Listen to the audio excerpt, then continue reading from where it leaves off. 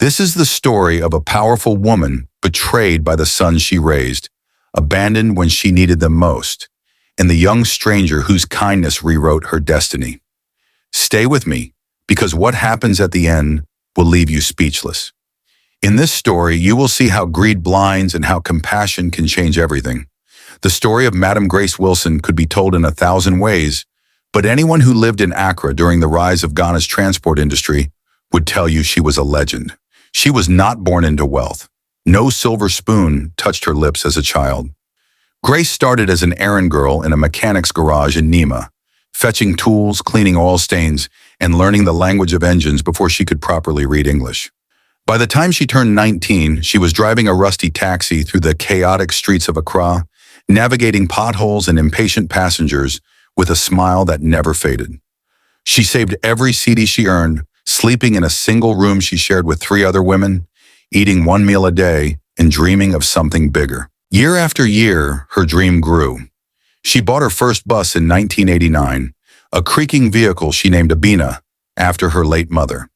That single bus became 2, then 5, then 20. By the time she buried her husband in 2008, Madam Grace owned one of the largest transport fleets in the country, stretching from Accra to Kumasi, Takoradi to Tamale. Her buses were modern, her terminals spotless, and her reputation untouchable. Workers respected her not because she was rich, but because she had walked every mile they walked.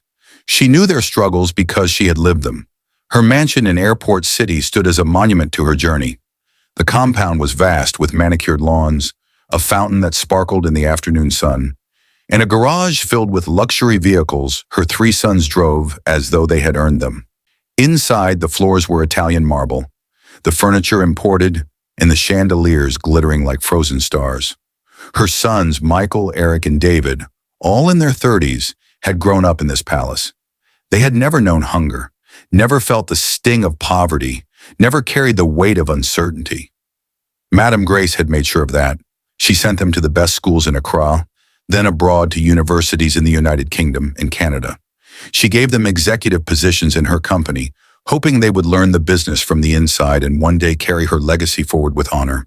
But what she saw troubled her deeply. Michael, the eldest, managed the northern routes but spent more time at golf clubs in Accra than at the bus terminals. Eric, the middle son, oversaw the coastal operations, but was always chasing women and throwing expensive parties at nightclubs. David, the youngest, handled the finances but seemed more interested in buying designer clothes and flying to Dubai for shopping trips. They showed up to board meetings late, spoke to workers with disdain, and treated the company's money as their personal allowance. Madam Grace watched silently, her heart heavy. She had given them everything, but in doing so, she feared she had given them nothing of value. They had no humility, no gratitude, and worst of all, no compassion. She saw how they laughed when poor relatives from the village came visiting, how they avoided eye contact with the bus drivers who greeted them respectfully, how they complained bitterly whenever she asked them to contribute to community projects or family obligations. Her late husband had been a kind man, a teacher who balanced her toughness with warmth. Since his death, she had tried to be both parents, but she wondered now if she had failed. She had given them wealth, but had she taught them wisdom? She had given them comfort, but had she taught them character? The question haunted her until one evening, sitting alone in her bedroom overlooking the glowing city lights, she made a decision. She would test them. She needed to know if the sons she had raised loved her for who she was or only for what she could give them. It was a gamble, a painful one, but she had to know the truth even if it destroyed her. The plan was simple but required perfect execution. Madam Grace contacted her most trusted doctor, Dr. Mensah, a man who had treated her family for over 2 decades. She explained her intentions, and though he was hesitant at first, he agreed to help. 2 weeks later, during a routine family dinner, Madam Grace staged a dramatic collapse. Her sons were gathered around the dining table, laughing loudly, their plates piled high with jollof rice, grilled tilapia, and fried plantains prepared by the family chef. Madam Grace sat quietly at the head of the table, observing them. Then, without warning, she let her fork slip from her hand. It clattered against the ceramic plate, and her body slumped forward. Her eyes rolled back slightly, her mouth hung open, and a low groan escaped her lips. "Mama!" Michael shouted, jumping from his seat. The room erupted in panic. Eric ran to her side while David frantically dialed for an ambulance. Within minutes, paramedics arrived and rushed her to the hospital. Dr. Mensah met them there, his face grave. After hours of tests, he called the sons into his office and delivered the devastating news. Their mother had suffered a stroke. It was not life-threatening, but it had left her partially impaired. She would need a wheelchair, assistance with daily tasks, and continuous medical care. The sons listened in stunned silence, their faces pale. But the real blow came the next morning when Madame Grace's financial manager, Mr. Ofori, requested an urgent meeting with them. They gathered in the company's boardroom, confused and irritable. Mr. Ofori, a thin man with glasses and a tired expression, spread documents across the table. He explained that a series of unfortunate investments, bad loans to partners who had defaulted, and unexpected legal disputes had drained the company's cash reserves. The transport empire, though still operational, was now struggling financially. Madame Grace's medical expenses, which would be ongoing and expensive, would place an even greater burden on the family's resources. Michael slammed his fist on the table. "How is this possible? We have millions." Mr. Ofori shook his head slowly. "Not anymore. The liquid assets are nearly gone.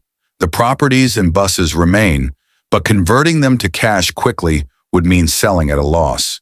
The brothers left the meeting in a daze. For the first time in their lives, they felt the cold grip of financial fear. Over the following days, their concern for their mother's health quickly turned into resentment. Madame Grace was moved back home, confined to a wheelchair, speaking slowly and with difficulty. She watched her sons carefully, noting how their visits became shorter, how their smiles became strained, how they whispered in corners when they thought she couldn't hear. One evening, as she sat alone in her room, she overheard them arguing in the hallway. "We can't keep doing this," Eric hissed. "The medical bills alone will bankrupt us." Michael replied coldly, "She's become a financial drain. We need to think about our future." David added quietly, "What if we put her somewhere? A care facility. It would be cheaper than keeping her here with private nurses." Madame Grace's heart shattered, but her face remained still. She had her answer, but the test was not yet complete. Days later, the three brothers entered her room with forced smiles. Michael knelt beside her wheelchair, holding her hand gently. "Mama, we've been thinking. You need professional care, round-the-clock attention. We found a wonderful place where trained staff can look after you properly." Madame Grace stared at him, her eyes searching his face. "A place?" she whispered weakly. Eric stepped forward. "Yes, Mama. It's for your own good.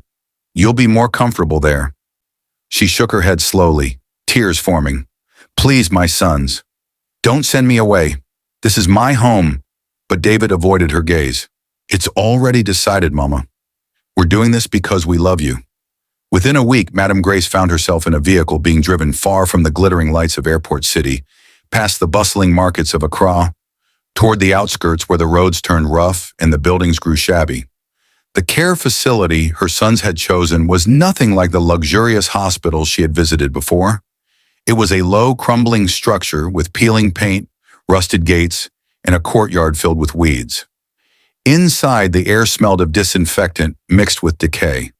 The hallways were dim, the floors cracked, and the few staff members looked exhausted and underpaid. Madame Grace was wheeled into a small room with 4 beds, 2 of which were already occupied by elderly women who stared blankly at the ceiling. Her sons did not stay long. They mumbled quick goodbyes, avoided her pleading eyes, and left her there, alone among strangers. That first night, Madame Grace lay in the narrow bed, staring at the ceiling, listening to the coughs and groans of the other residents. She felt the weight of betrayal pressing down on her chest like a physical thing. Her sons, the boys she had carried, raised and sacrificed everything for, had discarded her like broken furniture. She closed her eyes and wept silently, her tears soaking the thin pillow beneath her head. But even in her despair, a part of her remained strong. She would endure this. She would see it through. Because the truth, painful as it was, had been revealed. The days blurred together in the care home. The staff were overworked and indifferent. Meals were served late and were often cold. Residents were left in soiled clothes for hours. Madame Grace, despite her act of frailty, noticed everything. The neglect, the shortcuts, the lack of dignity afforded to the elderly. It broke her heart, not just for herself, but for all those who had no voice, no advocate, no way out. But then, amid the bleakness, a light appeared. Her name was Esther. Esther was a young woman, no more than 23, with a slim frame, tired eyes and hands that moved with practiced care. Unlike the other orderlies who rushed through their duties, Esther worked slowly and deliberately. She spoke gently to the residents, helped them eat without impatience, and listened when they needed to talk. Madame Grace noticed her immediately. One afternoon, as Esther helped her into the wheelchair, Madame Grace spoke softly. "What is your name, child?" Esther smiled. "Esther, Ma, how are you feeling today?" Madame Grace studied her face. "You are different from the others." "Why do you work here?" Esther paused, then replied honestly. "I'm an orphan, Ma. I'm saving money to go to university. This job is all I have right now." Over the following weeks, a bond formed between them. Esther began spending her breaks with Madame Grace, listening as the older woman recounted stories of her life. Madame Grace spoke of the mechanic's garage, the taxi she drove, the first bus she bought, the empire she built brick by brick. Esther listened with wide eyes, asking thoughtful questions about business, about resilience, about overcoming obstacles. Madame Grace was impressed. This young woman, though poor and uneducated beyond secondary school, had a sharp mind and a hunger to learn. More importantly, she had something Madame Grace's own sons lacked: a good heart. One evening, as the rain drummed against the tin roof, Madame Grace made her decision. She called Esther to her bedside, her voice stronger than before. "Esther, sit down. I need to tell you something important." Esther sat, concern flickering across her face. Madame Grace reached under her thin mattress and pulled out a sealed envelope, worn but intact. "My dear child, I have not been entirely truthful. I am not as helpless as I appear. This stroke, this weakness, it was mostly an act. I needed to test my sons, to know if they loved me or only my money." Esther's eyes widened in shock. "Ma?" Madame Grace continued, her voice steady. "They failed, Esther. They abandoned me without hesitation. But you, a stranger with nothing to gain, have shown me more kindness in these weeks than my own blood showed me in a lifetime." She pressed the envelope into Esther's trembling hands. Inside this envelope are documents, bank account details, property deeds, investment portfolios. I have assets worth millions of CDs, completely separate from the transport company my sons think they now control. Nobody knows about this money except me, my late husband, and now you." Esther shook her head violently, tears streaming down her face. "Ma, I cannot accept this. You have children. They are your blood." Madame Grace's eyes hardened. "Blood means nothing without love, Esther. You have cared for me when you had every reason not to. You are more my daughter than they are my sons. I want you to help me. Together we will right this wrong." Over the next month, with Esther acting as her secret messenger, Madame Grace set her plan in motion. Using her hidden funds, she hired a team of elite lawyers who began quietly investigating her son's activities since taking control of the company. What they uncovered was damning. Michael had been siphoning funds into personal accounts. Eric had sold company buses at below market value to friends and pocketed the difference. David had falsified financial records to hide their theft. The evidence was overwhelming and legally airtight. Simultaneously, Madame Grace began her miraculous recovery. She started walking with assistance, her speech cleared, and her strength visibly returned. The care home staff whispered about it in amazement, calling it a blessing from God. Finally, the day came. Madame Grace's sons called an emergency board meeting. They planned to present a proposal to sell off the company's most valuable assets, the prime bus terminals in Accra and Kumasi, to foreign investors.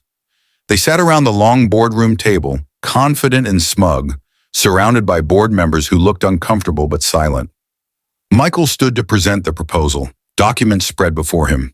Just as he began speaking, the heavy doors at the end of the room swung open. Every head turned. Madame Grace Wilson walked in, her posture straight, her gaze fierce, dressed in a pristine, elegant dress that radiated authority. Behind her walked Esther, poised and calm, flanked by three lawyers in dark suits carrying briefcases. The room fell into stunned silence. Michael's mouth hung open. Eric dropped the pen he was holding. David's face turned pale as a sheet. Madame Grace walked slowly to the head of the table, her sons frozen in disbelief. She did not sit. She stood looking at each of them in turn. "Good afternoon, gentlemen," she said, her voice cold and clear. "I believe you were not expecting me." Michael finally found his voice, stammering. "Mama, how are you walking? The doctor said what I told them to say," she interrupted sharply. "I needed to know the truth about my sons. And now I do." She nodded to her lawyers, who began distributing folders to each board member. "Inside these folders, you will find evidence of theft, fraud, and gross mismanagement committed by my three sons over the past months. They conspired to have me declared incompetent, abandoned me in a substandard facility, and proceeded to loot the company I built with my own hands." The board members flipped through the documents, their faces darkening.